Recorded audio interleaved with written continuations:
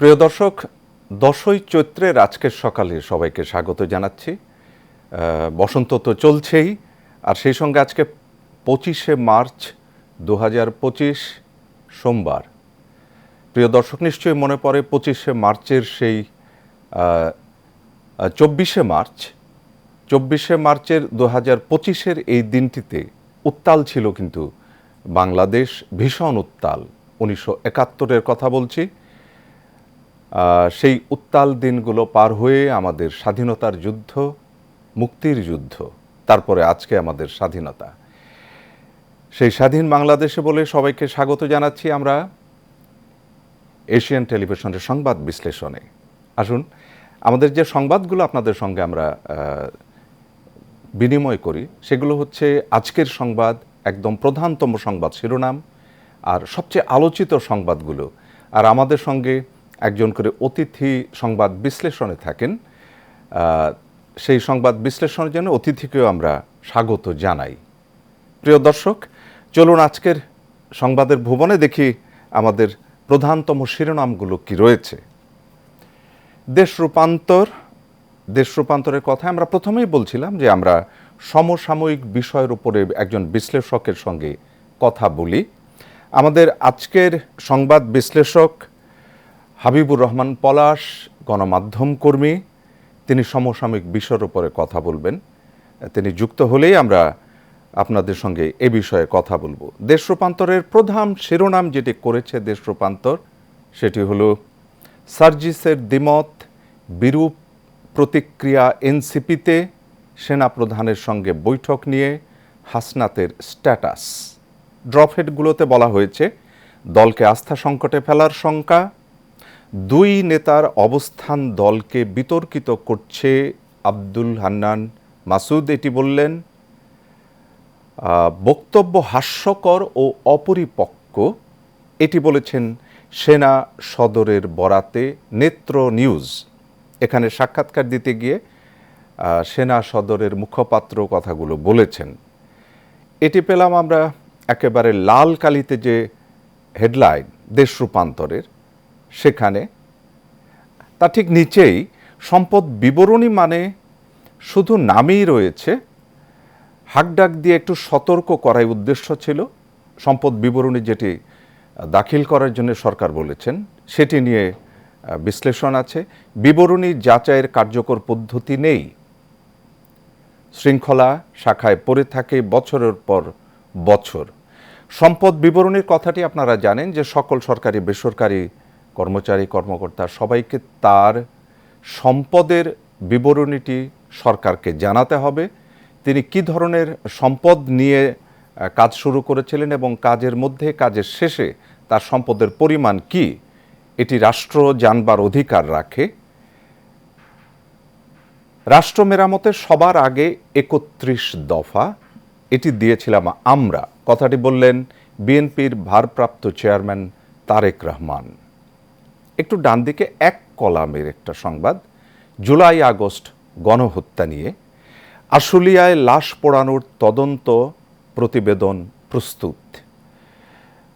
আশুলিয়াতে গণহত্যার সময় জুলাই আগস্টে আপনারা জানেন যে এখানে লাশ পোড়ানো হয়েছিল, সেটির তদন্ত প্রস্তুত হয়েছে। এটির প্রতিবেদন 71-এর সঙ্গে 24কে মেলাতে চায় না বিএনপি, একেবারে ডান পাশে বড় করে একটি হেডলাইন।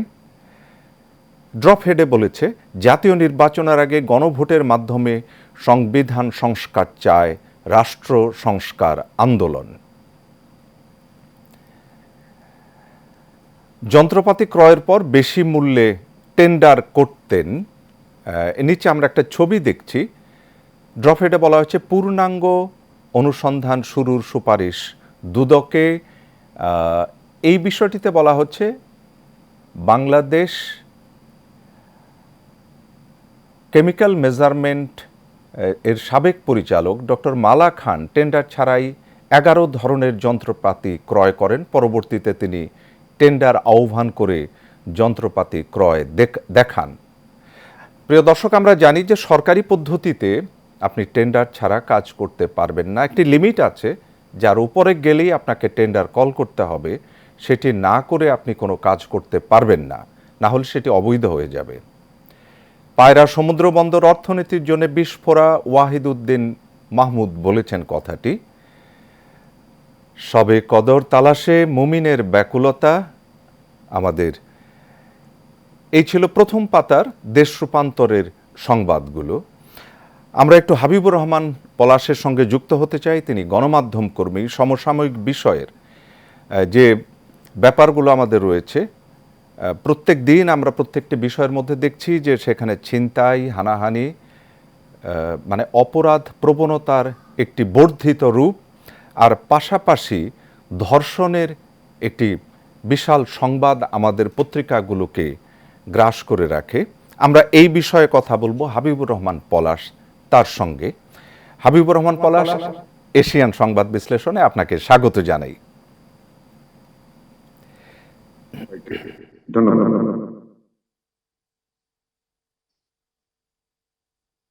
হলো যে ক্রাইম, যেটি অপরাধ প্রবণতাটির বৃদ্ধি, ছিনতাই, হানাহানি, রাস্তায় বেরোনোর যে অসুবিধাগুলো রয়েছে, যে কোনো মুহূর্তে চাপাতি এবং এইসব ধারালো অস্ত্র নিয়ে আক্রমণ। আর আরেকদিকে দেখছি আমরা যে ধর্ষণের ব্যাপারটি সংবাদের একেবারে শিরোনাম হয়ে থাকে। এই সামগ্রিক একটি বিশ্লেষণ আপনার কাছ থেকে শুনতে চাই, হাবিবুর রহমান পলাশ। ধন্যবাদ আপনাকে। দুটি প্রসঙ্গ টেনেছেন আপনি আপনার সংবাদ বিশ্লেষণে। যারা এই মুহূর্তে যুক্ত আছেন দর্শকরা, সবাইকে আমরা শুভেচ্ছা জানাই। আপনি আমি দেশ রূপান্তরের সংবাদগুলো আপনি পড়ছিলেন, শিরোনামগুলো, সেগুলো মনোযোগ দিয়ে শোনার চেষ্টা করছিলাম। আমি আজকে এবং গতকালকেও আমরা যদি সবগুলো পত্রিকার সামনে নেই, তাহলে দেখবো যে অলমোস্ট 90% নিউজ একই রকমের হয়ে থাকে আমাদের জাতীয় দৈনিকগুলো। তার মানে আপনি যে পত্রিকাগুলো পড়েছেন এর মধ্যে দিয়ে আমরা বুঝতে পারি যে আজকের জাতীয় দৈনিকের পাঠকগুলোর জন্য সংবাদ কি আছে। উদ্বেগজনক খবরগুলো খুব বেশি আমাদের সামনে। আপনি জানেন যে অনেকগুলো কারণেই আজকে বাংলাদেশের মানুষ উদ্বিগ্নতার মধ্য দিয়ে পার করছে। তার মধ্যে এই মুহূর্তে যুক্ত হয়েছে ছিনতাই, হঠাৎ হামলা, গুপ্ত হামলা, মব জাস্টিস। এগুলো নতুন করে একদম আমাদের মাঝে এসছে। তো প্রথমত হচ্ছে যে ছিনতাই আগেও ছিল, অতীতেও ছিল। যদি আমি আপনাকে আমার রিপোর্টিং এর এক্সপিরিয়েন্স বলি, যে আমি রাতের বেলা যখন সে 2008 বা 9 সালে যখন রিপোর্টিং থাকতো, লেট নাইট থাকতো, আমরা একদমই রাত 4টার দিকে ঢাকা মেডিকেলে যেতাম। তো দেখতাম যে 15 থেকে 20 জন মানুষ তারা নানান ভাবে ছিনতাইকারীর কবলে পড়ে আহত হয়ে ঢাকা মেডিকেলে এসেছেন। পাশাপাশি আমরা কয়েকটা থানায় যেতাম, দেখতাম যে কিছু আসামি তারা আবার ধরা পড়েছেন ছিনতাইয়ের সঙ্গে। এই মুহূর্তে ঈদকে ঘিরে অপরাধ প্রবণতা বরাবরই বাড়ে। নানান চক্র, ছিনতাইকারী চক্র, পকেটমার চক্র, আপনার এরপরে হচ্ছে যে এই অনিয়মগুলো আপনি খুব করে বলবেন যে আইন শৃঙ্খলা পরিস্থিতি কিন্তু এই অপরাধগুলোর সঙ্গে দায়ী, আবার অভাব এই প্রসঙ্গগুলোর জন্য দায়ী, আবার কেউ রাষ্ট্রকে অস্থিতিশীল করার জন্য করতে পারে। আমরা একটু এই মুহূর্তে কিছুটা বাড়ছে, আবার কিছুটা নিয়ন্ত্রণেও আছে। আমি যদি অতীতের রেকর্ড যদি একটু চিন্তা করে বলি, তাহলে যে এই পরিস্থিতিটা স্প্রেড করেছে এরকম না। মব জাস্টিসের ঘটনা ইতিপূর্বে কিছুটা বেড়েছিল, বাট সরকারের খুব কঠিন পদক্ষেপের কারণে আমরা দেখছি সেটা কিছু নিয়ন্ত্রণের মধ্যে আছে। আর একই অন্যান্য যে অপরাধগুলো আছে, আমার মনে হয় যে অপরাধীরা অপরাধ করতে নানা ধরনের অজুহাত খুঁজবেন, নানা ধরনের ফাঁকফোকর খুঁজবেন, কিন্তু আইন শৃঙ্খলা রক্ষাকারী বাহিনীর সদস্যরা তারা যদি তাদের তৎপরতা একটু, আপনি আমার সঙ্গে একমত হবেন যে আইন শৃঙ্খলা পরিস্থিতি একটু অবনতি বা যারা দায়িত্বশীলরা আছেন তারা ঠিক মতো কাজ করছে না। রাষ্ট্রের যে অর্গানগুলো, অপরাধ নিয়ন্ত্রণের যে অর্গানগুলো আছে, এই অর্গানগুলো এখন পর্যন্ত অ্যাক্টিভ না, এটা নিঃসন্দেহে বলা যায়। তো এই জায়গায় যদি অ্যাক্টিভ হয় তাহলে মানুষ নিরাপদ বোধ করবে। একই সঙ্গে সাধারণ মানুষকেও কিন্তু একটু চোখ কান খুলে রাখতে হবে, কারণ একটা অস্থিতিশীল পরিস্থিতির মধ্যে দিয়ে বাংলাদেশ যাচ্ছে, একটি ইন্টারিম গভর্নমেন্ট বাংলাদেশে অবস্থান করছে। তো নানান ভাবে মানুষকেও দায়িত্বশীল হতে হবে, সচেতন হতে হবে। আমাদের 999 কিন্তু অ্যাক্টিভ আছে এখন। আমি জাস্ট দর্শকদের জন্য বলে দিতে চাই, আমাদের 999 কিন্তু অ্যাক্টিভ আছে। তারা যদি এই ধরনের অপরাধ দেখে থাকেন, 999 ফোন করলে আশা করি প্রতিকার মিলবে। আপনি যদি আমাকে অ্যালাউ করেন, আপনার পরবর্তী প্রশ্ন হাবিবুর রহমান, হ্যাঁ, পরবর্তী প্রশ্নে যাওয়ার আগে এই প্রশ্নেরই সম্পর্ক একটি প্রশ্ন করি। এই যে অপরাধ, ঈদ ঘিরে নীরব চাঁদাবাজি, ড্রপহেডে বলা হয়েছে বিদ্যুৎ বিলের রসিদে নেওয়া হচ্ছে বাড়তি টাকা, চাঁদা না দিলে দোকানপাট বন্ধ করে দেওয়ার হুমকি। এটা লিড নিউজে বলেছেন যে এটি হলো সময়ের আলোর সংবাদ। প্রায় 1800 দোকানে রয়েছে রাজধানীর সুপার মার্কেট ও নিউ সুপার মার্কেটে, দুটির চারদিকে ফুটপাত দেয়া। এখানে 1000 থেকে 2000 টাকা করে চাঁদা চাওয়া হচ্ছে, আর ঈদের 3 দিন আগে লোকজন এসে টাকা নিয়ে যাবে। যাই হোক, এই যে নীরব একটি চাঁদাবাজি চলছে, এটির সম্পর্কে যদি একটু মূল্যায়ন করেন।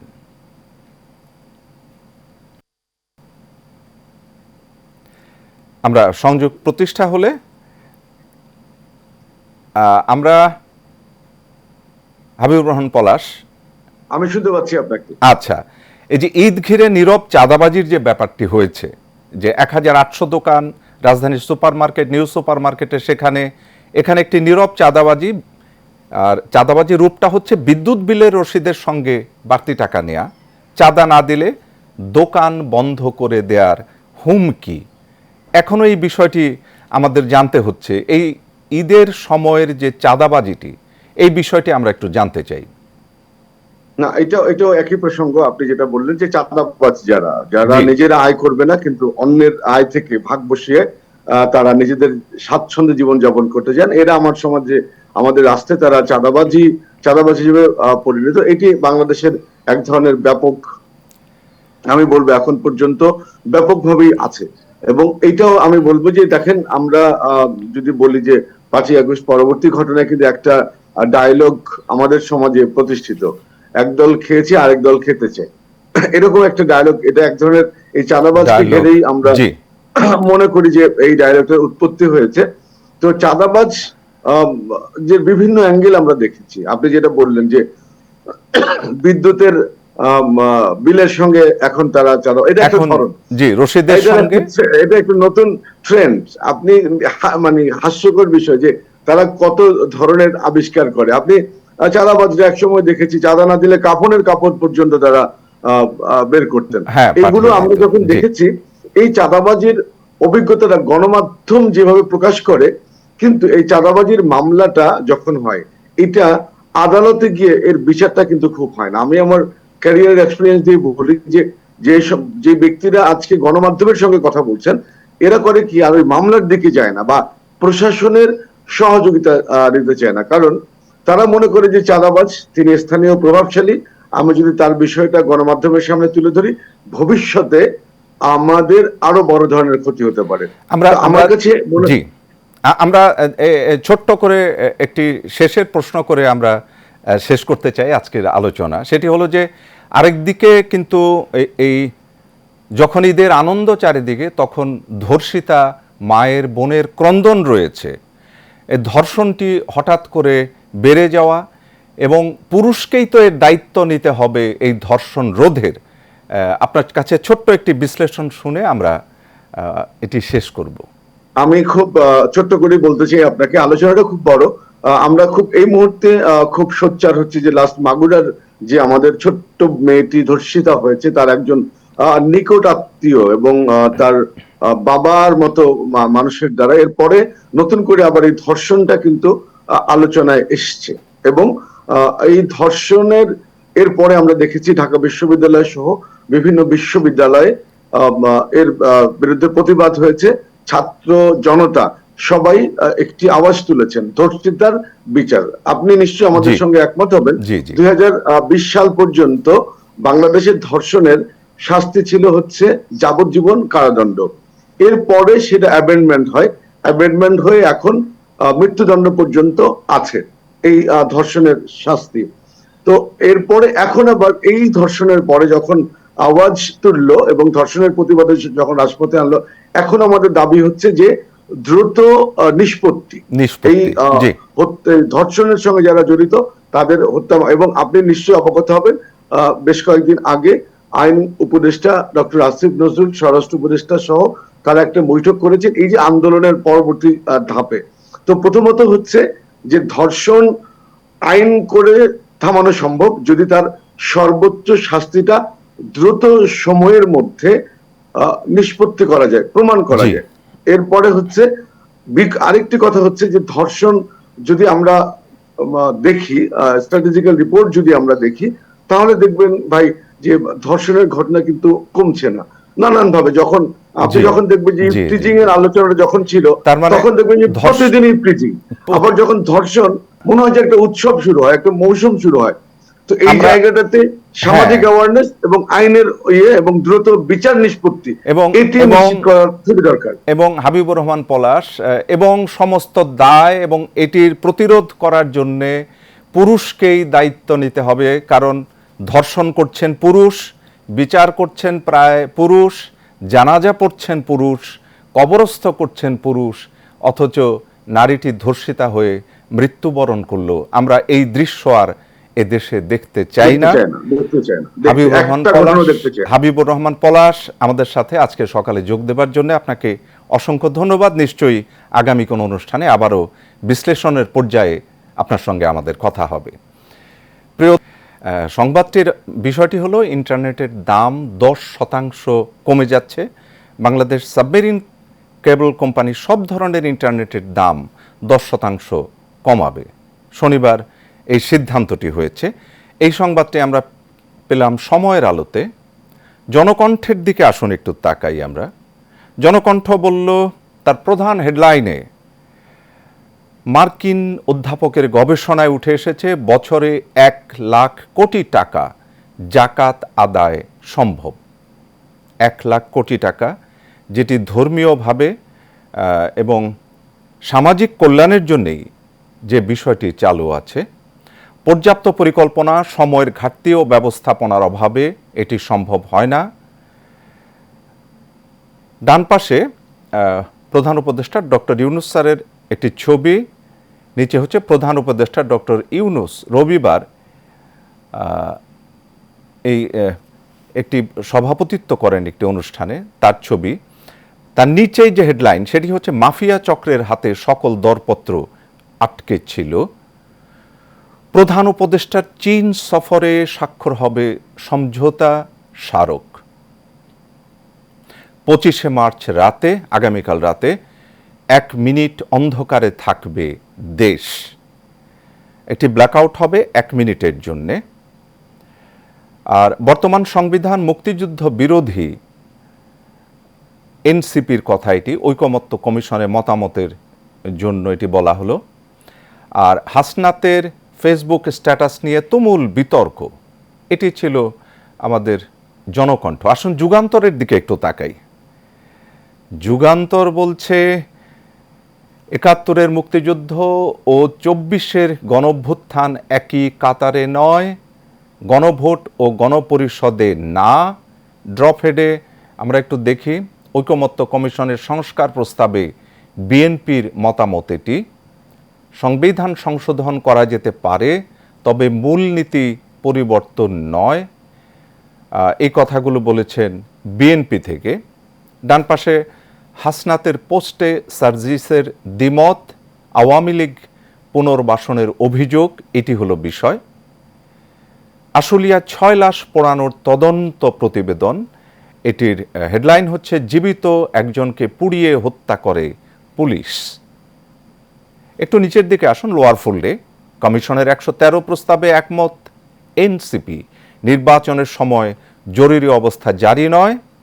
আর তার নিচে তালিকায় ফ্যাসিস্টদের দোসর কর্মকর্তারাও, যুগ্ম সচিবের পদোন্নতি নিয়ে তোলপাড়।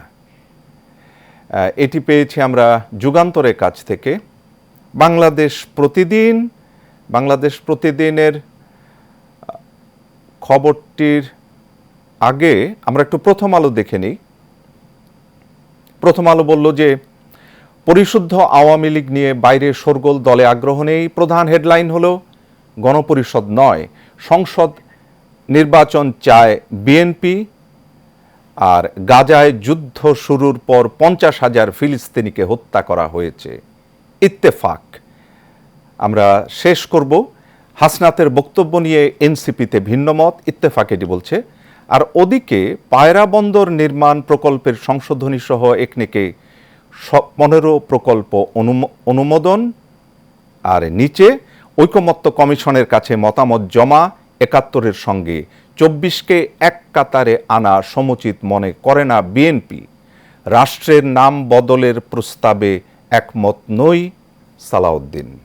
প্রিয় দর্শক, মোটামুটি আমাদের হাতে যা ছিল জানিয়ে দিলাম। আমাদের আজকের সকালের যতগুলো সংবাদের শিরোনাম এবং তার বিশ্লেষণ, একজন অত্যন্ত সুদক্ষ বিশ্লেষক আমরা পেয়েছিলাম, হাবিবুর রহমান পলাশ। তাকে ধন্যবাদ জানাই এবং আজকের সমস্ত আলোচনা এবং আয়োজন এ পর্যন্ত। শুভ সকাল, আগামীকাল আবার কথা হবে। ভালো থাকুন।